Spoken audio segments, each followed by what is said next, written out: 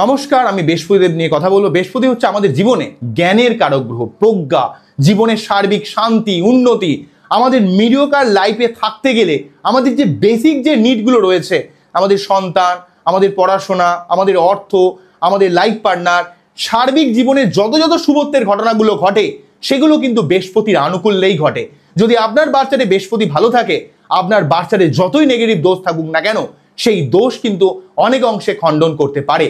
তাই আপনার বাচ্চাতে বৃহস্পতির অবস্থান অত্যন্ত গুরুত্বপূর্ণ হয়। কেন নৈসর্গিক শুভ গ্রহের মধ্যে বৃহস্পতি সব থেকে বৃহৎ গ্রহ।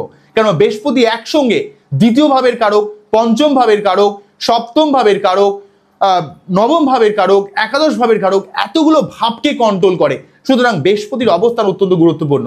বৃহস্পতির দিক থেকে সার্বিকভাবে শুভ প্রভাব পেতে গেলে আপনাকে প্রতি বৃহস্পতিবার নিরামিষ খাওয়া, বৃহস্পতিদেবের মন্ত্র পাঠ করা, হলুদ কালার একটু বেশি ইউজ করা, বা হলুদ কার্ড যদি হাতে পড়েন, বা আপনারা যদি এইভাবে সিট্রিনে যদি ব্রেসলেট পরেন, আপনারা পোগরাজ পড়তে পারেন, ইয়েলো টোপাস পড়তে পারেন। এগুলো বাচ্চার দেখে অ্যাকচুয়ালি অ্যানালাইজ করা উচিত, ঠিক আছে? তবে জেনারেলি ভাবে যদি হলুদ ড্রেস পরেন, প্রতি বৃহস্পতিবার নিরামিষ খান, বিষ্ণুদেবের যদি আরাধনা করেন, এগুলো করলে আপনার বাচ্চাদের বৃহস্পতি কিন্তু অনেকটা স্ট্রং হবে। এবং নিজেকে নৈতিক পথে চলতে হবে।